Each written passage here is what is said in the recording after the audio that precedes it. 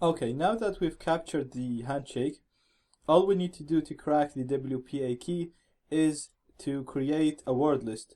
A word list is just a list of words that AirCrackNG is going to go through and try each one of these words against the handshake until it successfully determines the WPA key.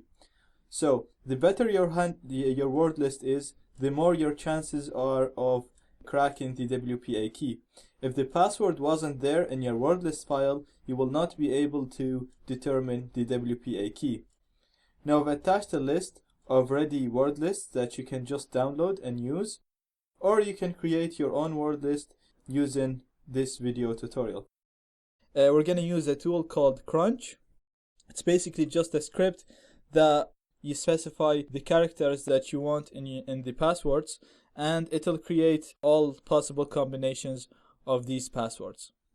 So the format of the command of using Crunch is crunch minimum maximum. The minimum is the minimum number of characters of the password that you want to create. So you can say I want a minimum of 4, 5, 6, whatever you want. Maximum is the maximum number of characters in the passwords. Characters, you're going to specify the characters that are going to be used to create the passwords. So you can specify A, B, C, D, E, F, G, all the lower letters, and then you can write the capital letters. You can put numbers, you can put symbols. So here you'll specify the characters that you want. And then T is very useful if you know part of the password. It's a pattern. So for example, if you're trying to guess a password and you've seen someone type in this password, so you know, for example, it starts with an A and ends with a B. So you can use the pattern option and tell Crunch to create passwords that always start with A and end with B, and it'll put all possible combinations of the characters that you put in here. So for example, in this example, we have Crunch. We're going to create passwords of minimum of 6 characters and maximum of 8 characters, and the passwords are going to be combinations of the characters 1, 2, 3, 4, 5, 6, and these symbols is going to be stored in a file called Wordlist. And the pattern is this password or that are going to be created, they're always going to start with an A and they're always going to end with B. So all the passwords that you're going to see in the file are going to always start with A and end with B, and they'll have all the possible combinations of the characters you specified here between the A and the B. So let's just run it here and create a sample word list. I'm gonna say crunch, and then we're gonna make a minimum of 6 and maximum of 6, or let's say minimum of 4, maximum of 6. And just so that it doesn't take a long time, I'm gonna make it short.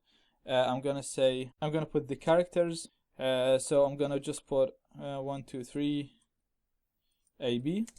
I'm gonna store this in sample word list. So Crunch is gonna create a combination of passwords, minimum of 4 characters, maximum of 6 characters, and it's gonna create all possible combinations of 1, 2, 3 AB, and it's gonna store all that in a file called sample word list. Now we can read this file. We can just say cat sample word list, and we can see all the passwords that are stored in this file now.